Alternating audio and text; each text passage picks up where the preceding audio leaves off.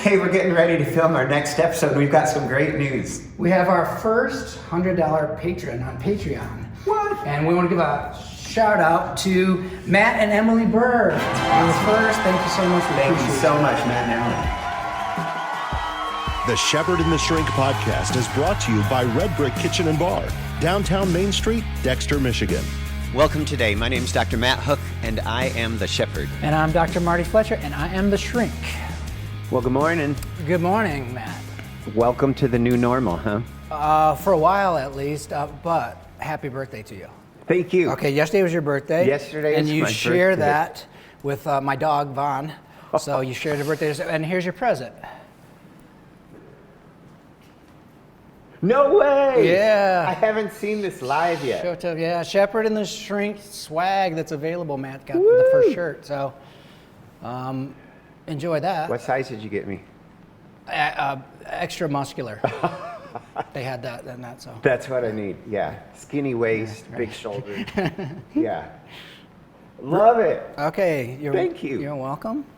That's awesome. So we're going to do a series of shows to try to help people In this new normal. in this new normal because of COVID-19, which is the disease. We'll probably say that for the virus and the disease, just make it easy. But that's the condition. And what are you seeing out there? I am seeing a whole lot of people coming together, which means staying away from each other physically. Yes. Yeah, right. I brought this in so we could demonstrate good practice. Hold that up. How far are we? This is 6 feet. Is that 6 feet? Yes. Right. Do we need to? How's that? Thanks, Okay, Coach. thanks. Okay. I'll close that in a little. Yeah. It's just being smart, for one. And it's weird because it triggered me. Okay. I was away. I was at a conference. I got back. And the first thing my wife said when I walked in the door was, go wash your hands. And then she stuck a thermometer in my mouth. Well, she didn't. She handed it to me.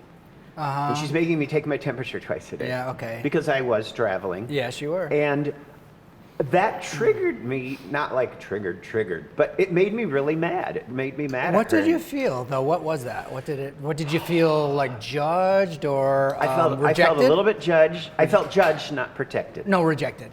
Yeah, I felt some rejection. I felt like, seriously, you don't trust me. Yes. All of a sudden, my trust muscle got exercised. Okay. And I thought, you think something's wrong with me. Okay. That's so good. There's never been a more important time for us to be Christ-like. And that's what I want to do with this show. I'm thinking of 1 James chapter 2, right? Count it all joy. When you face various trials, Because. the testing of your Yes. faith produces endurance. Yes. Let endurance have its full effect, that you may be perfect and complete, lacking in nothing. But it's amazing you bring that up, because that verse has a special place in my life. Because my sister heard God speak that in the Trident House here in Ann Arbor at U of M. And She was going through a trial? she was going through a great big trial with her in her life. Yes. And she put her Bible on her drafting table. It was just before personal computers. And she said, help me. Yes. And this voice said, First James, meaning James chapter 1. Okay, so. And she read that. Count it all joy when you face various Yeah. trials. Not that the trials are good, but that you can, the word is account, it's an accounting word. Like, Yes. put it in the credits column. Okay, so that's my orientation right now. Every day I have that verse memorized. I'm being tested. I failed a little bit last night, so then that gives me the opportunity this morning to repent that. You're and forgiven say, in the name of Jesus. Thank you. I need forgiveness because I didn't love him with my heart, soul, and mind every minute as much as I could have. And I also got a little irritable. I got tired, and so I got unusually negative, and that interrupted my peace. As opposed to his usual negative. This was an unusual negativity last night. Scary. Well, let me ask you, are you scared? I'm not afraid. I'm not. That's not my thing. It used to be my thing, but I'm not. But here's what I am. I'm sad. I'm feeling a heaviness because I'm seeing people like this, like here. This is, you know, this is a restaurant downstairs, and they've so graciously been generous to me. And I'm worried about those people because there's nothing that we can do. The restaurants are closed down right now because of COVID-19. I worry about the financial things. I worry about my patients. I wouldn't say worry. I'm concerned. Let me say this even. I'm concerned. I'm not afraid because everything's going to be okay, people. Everything's going to be okay. He's got you. We got you. Life and death and all that's in between. Yeah, but there's just a heaviness, a sadness of the disruption and the losses, you know, and the loneliness. One of the things that I've realized is I believe God gives us our emotions as signals. They are the least stable part of our makeup, of our humanity. And yet, how much percentage of our decisions are based on our emotions? But an emotion of sadness to me means it's a signal from God that something is happening around me and I've lost something. Sadness means I've lost something. Absolutely. And you're accounting for the loss, the extent of the loss even. Yeah. Now, on the other side of that, let's look at the other side. I'm very, very grateful that we are in a place where we get the opportunity to try to help someone, because we didn't know this was coming when we started this Shepherd and the Shrink. But what better vehicle to bring psychology and spirituality together, because we need it more than ever right now. So I'm going to have like 10 things, and you're going to have some things, and you're going to really be the shepherd for us, and I'm going to do my best to be the shrink for us. Okay? That sounds great. Okay. That sounds really good. You know, I have to say, two things random, and there is humor to be found even in trials. Do not feel guilty if you feel uplifted at times. Are there plenty of people to be concerned about? Yes. And concern, in a way, is how compassion shows up. Yes, it is. And so You don't stole my be item. concerned about your concern. You just stole one of my items, so we'll get to that later. It won't be the last one, I hope. Probably not. If items are good. Yeah, okay. Speaking of items, I have to share with you Okay. this. Paul Snow White, who goes to our church, knew it was my birthday yesterday. And he is a great friend. And he has this company called Applied Molecules. Yes. And they specialize in adhesives and stuff like that, and labels. And he came up with this stuff that waterproofs paper for people that need to write outdoors. But he brought this jug by, and it is called hand sanitizer, because he realizes he had all these vats of rubbing alcohol at his company here in Dexter. And so he's working on his formula. He is my mad scientist friend. And so this says, for experimental purposes only. He says it's too thin, but it's hand sanitizer, IPA, and cocoa butter. That's so cool. Isn't that hilarious? Have you used it yet? I have not opened it yet, because we have plenty at home right now. We're not hoarding it. No, I've seen lots of, like you said, lots of generosity, lots of humor. Look, if you can make someone laugh right now, that's so valuable. There's so much hope and laughter, right? And I've seen some pretty funny things, and I've made it a point to let them know, like, thank you. Yeah. You know? Yeah. Without making it at other people's expense. Exactly. Yes. It's entirely possible. You know, going with the compassion thing, one of Jesus' most powerful parables is called the Judgment of the Nations, or the parable of the sheep and the goats, where he says, he divides people into two, into the sheep from the goats. And the sheep, he says, come into my kingdom that has been prepared for you, because when I was sick, you took care of me. When I was in prison, you visited me. When I was naked, you clothed me. When I was hungry, you fed me. And all of these guys are like, wait, what? You? Jesus, we didn't see you sick. We didn't see you in prison. We didn't see all that. And he says, surely I tell you, truly I tell you, whatever you did to the least of these brothers and sisters of mine, you did it to me. Yes. And so what you can do, and here's an idea that hit me as I was coming home from work. Couldn't do it yesterday, but it was literally, what if I knocked on my neighbor's doors, the ones I know and the ones I don't know, and say, hey, I'm just from up the street, and from standing off of their porch when they come to the door saying, how are you? Are you doing okay? Yes. Just checking in, like a nightly watch. Okay, but I haven't done it, so you can't count it. Well, this is a spiritual practice. That is your spiritual practice. Me calling my some friends that are elderly. I've been doing that as a part of doing exactly what you're asking us to do, or what Christ asked us to do. Yeah. Just because we have to measure 6 feet away from people doesn't mean we have to lose touch, especially these days with the huge blessing, the good side of technology, exactly for this. Oh, and that's what I'm saying. You're looking at the silver lining, aren't you? Yeah. You're saying that there's going to be some good in here, and we're going to be able to create some good. There's good to be had in the midst of the bad. I'm not saying the bad is good. I'm saying there's good to be had. There's good to be had in the midst of the bad. That's good. That will preach, as you say. Yeah.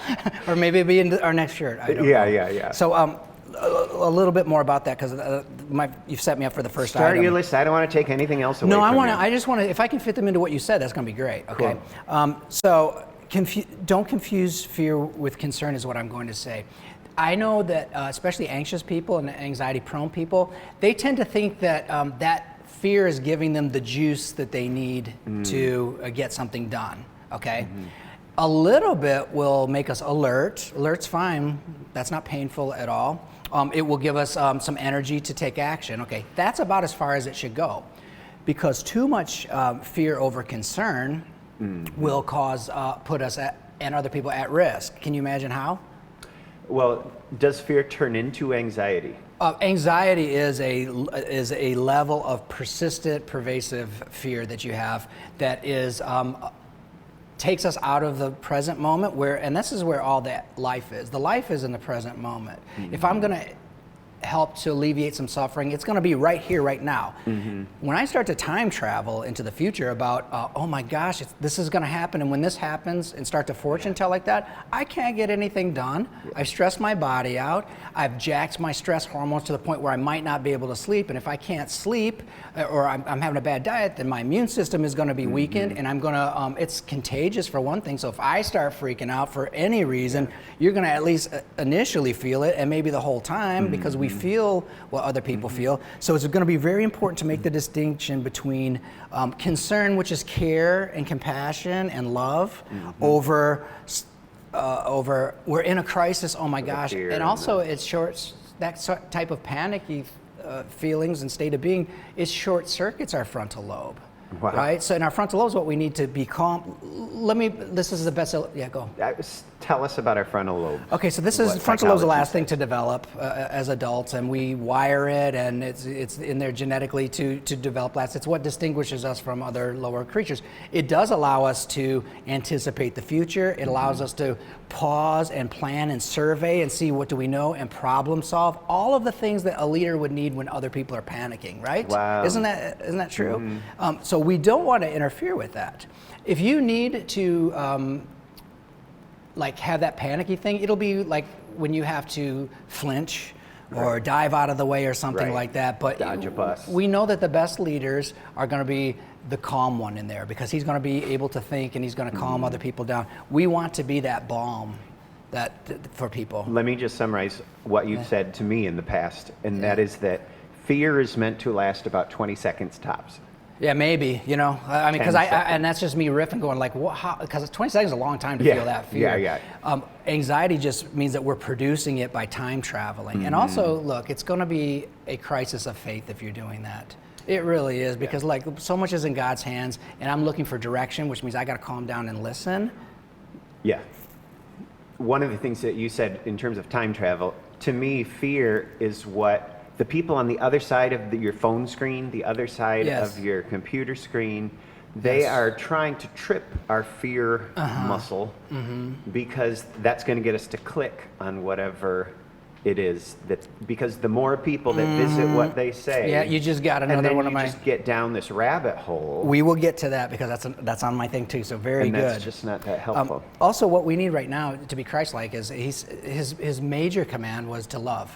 Okay, and then you and I have talked about this quite a bit. 1 John, there is no fear in love, but perfect love casts out fear. For fear has to do with punishment, or the threats sort of thing. And whoever fears has not been perfected in love. Here's our chance, like 1 James says, we're going to get a test, and you're going to fail. Don't worry about that. You're going to fail at times, and then you're going to course correct, because you're not going to give up, because this builds our perseverance, right? This is an opportunity. Yeah, the amount of potential growth in the midst of this really difficult and scary time is something to keep your eye open for. Right. It doesn't mean you ignore the scary, fearful time. We need the way. It, yeah, we need the way now more than through ever. it.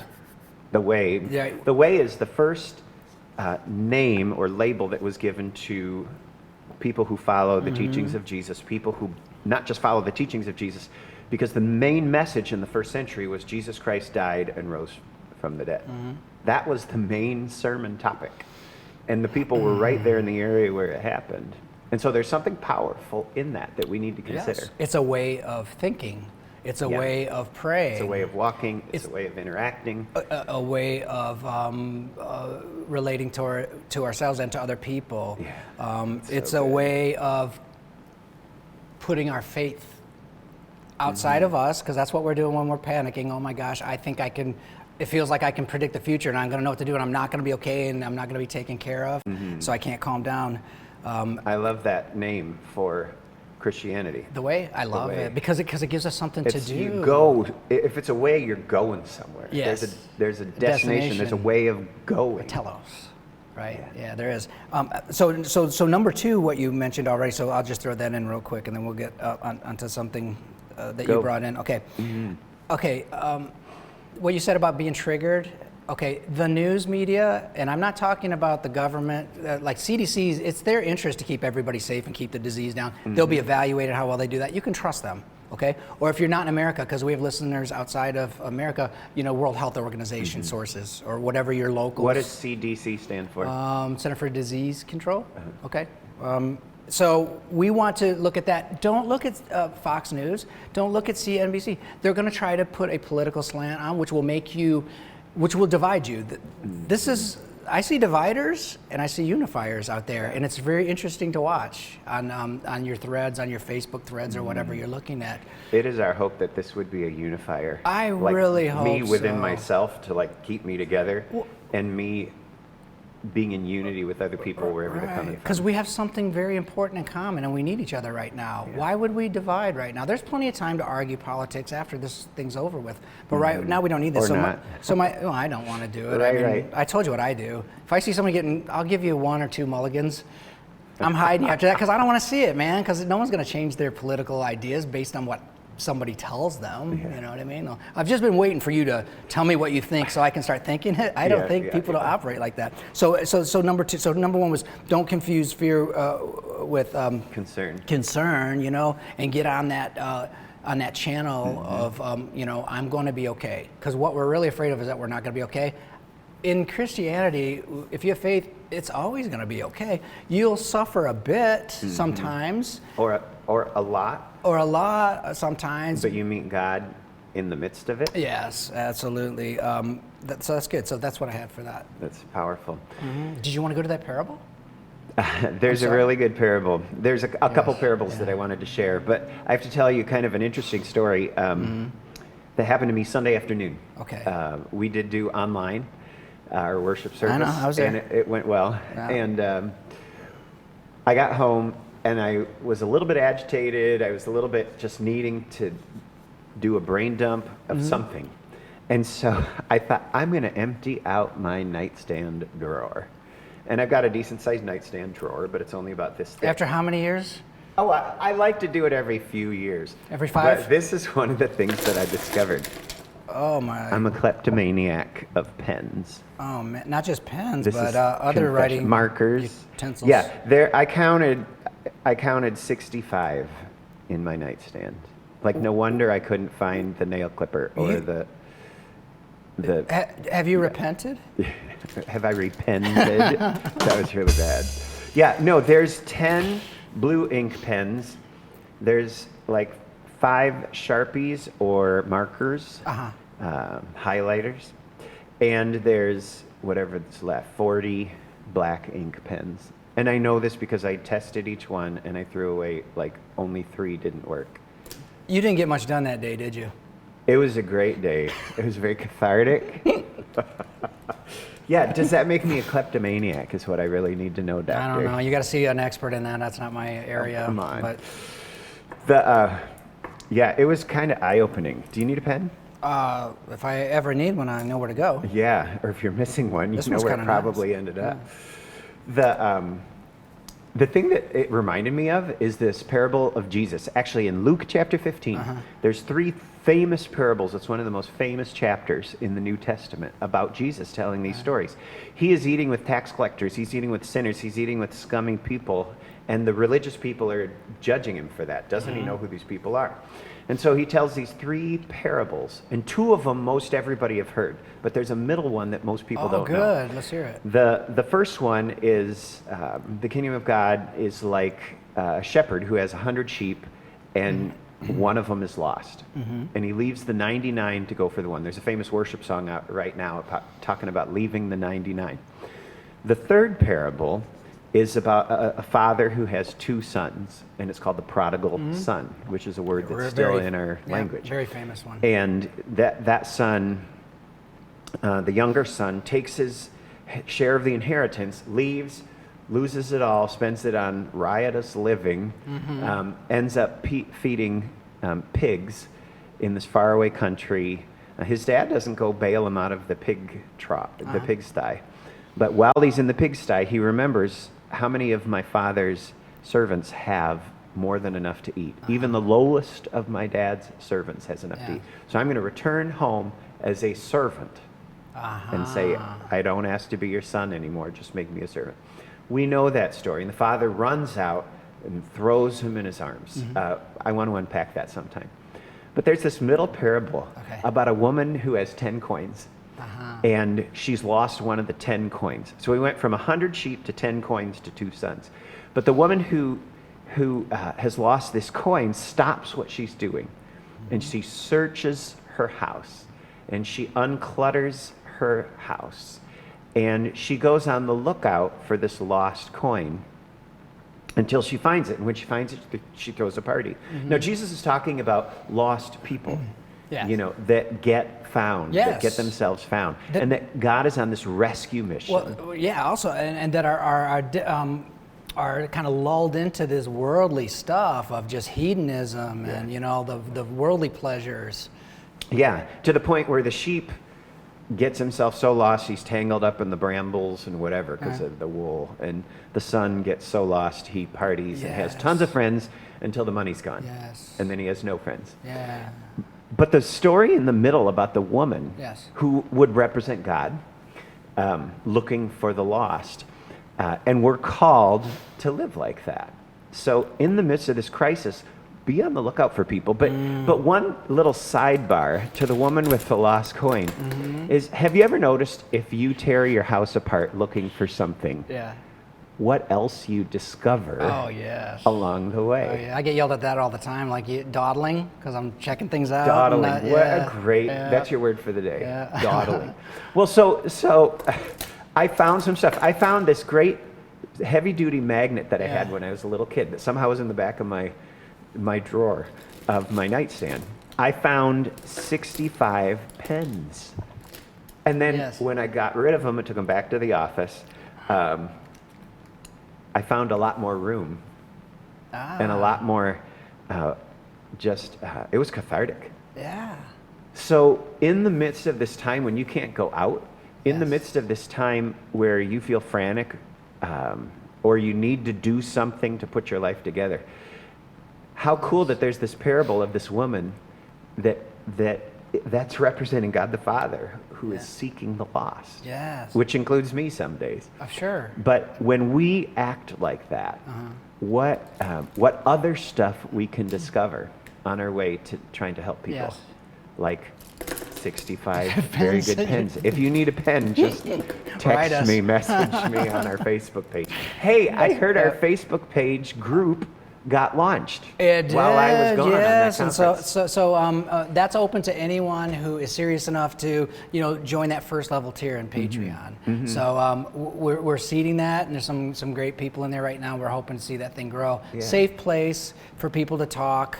No judgment, no arguing theology in there, all about spiritual growth and our own and others. The people that have started, it's been so cool to get a slice into who they are. Yeah, we're giving our testimonies in there. And I know the entry level thing is what, $5 a month? $5 a month. Yeah.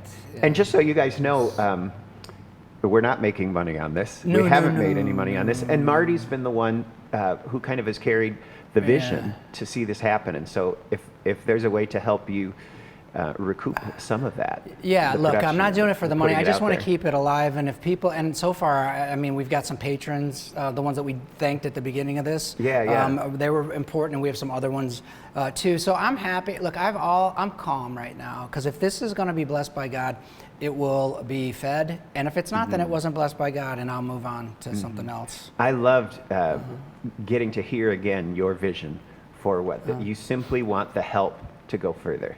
That's all. And when you and Brian were here, I was a little jealous that Brian got to sit in my spot. Why didn't he take your chair? Because you were gone. I guess that's right. Yeah, I know. Come on, man. We got to mix it up a little bit. Yeah. But it's really cool. Let me ask you this, and I know this sounds like a goofy commercial, but how would I sign up to be a part of one of those so a levels? bunch of ways. Any place that you find us, there will be a link to Patreon. And Patreon is that...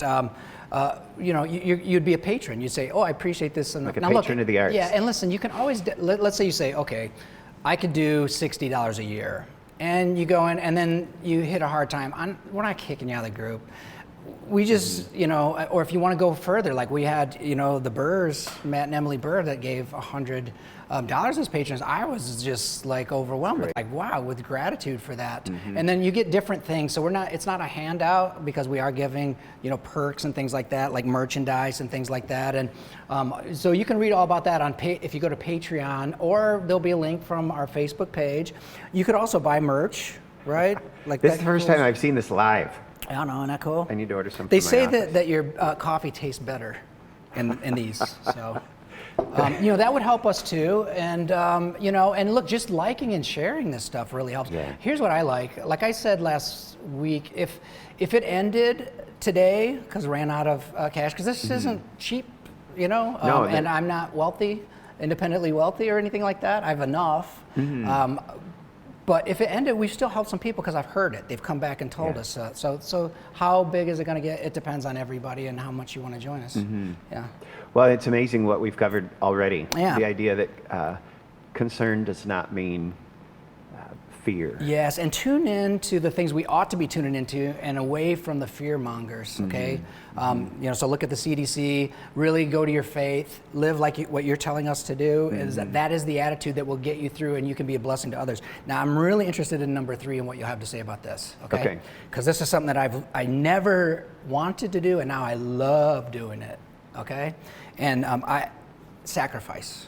Understand sacrifice. What is sacrifice? What's a good sacrifice? And can you find joy in sacrifice? And what does sacrifice do? So I'm interested in your thoughts on it, on sacrifice. Because we're being asked to really sacrifice right now, aren't we? Yeah. So are we going to do it joyfully, or are we going to do it resentfully? I don't, Well, it's funny how when my wife said, "Go wash your hands," or she said, "Go take your temperature," I'm like, seriously? You don't trust me that much? And in a way, it's a tiny, tiny sacrifice. I've heard the word kindness described as someone who makes tiny, tiny, tiny sacrifices for other people that don't cost a lot, that end up bringing a lot more joy. I've also heard the definition of sacrifice as giving up something you love for something you love more. Yes, that's a great... or something good for something better. Something good for something better. Now, what that doesn't say is the cost and the difficulty and the pain that can come along with the sacrifice. And so I don't want to diminish the idea that sacrifice causes us a measure of pain. For something more valuable. For something more valuable. Yeah. So I was wondering if because maybe I'm misreading this, but I think that when we read in Matthew, whoever finds their life will lose it, and whoever loses their life for my sake will find it. Yeah. Because the things that I thought were valuable, they're gone. They're not I give those away. I'm done with that for something way better Read it again. than that. Whoever finds their life, this is Matthew 10:39. Whoever finds their life will lose it. And whoever loses their life for my sake, Christ's sake, will find it. And I feel like I found the life by giving away those things that I thought were valuable. I'd sacrifice those, burn them. Yeah. Burnt offerings. That's powerful. That burnt offerings, that goes back to the Old Testament and the idea of offering something to God on the altar. Whoever finds his life will lose it. You know what? Here's what that makes me think of. It makes me think, and it's a sad thing, of celebrities and famous people who take their lives. Who get everything that they thought they wanted. Who have so many admirers, whether it's of their talent, but not of them. Ooh, you just took me further into that. That's so good. It makes me think of every time I've wanted something, I've wanted something, I've wanted something. It can be something frivolous, it can be something important. And then I get it. Is there a moment of euphoria? Yes. But when it's all over, depending on what it is, sometimes I'm left feeling more empty. Or I'm like, that's it? That's all? Well, the prodigal son did that. He went to find his life. Yeah. And he ended up like eating with the pigs and... Right, wishing he could eat the pods and the slop. Yeah. Because he was starving. Yeah, that's what it's... But so what are So we he supposed to had look at? all he wanted. He had the life that he thought he wanted, apart from his father. There's so much symbolism in that. The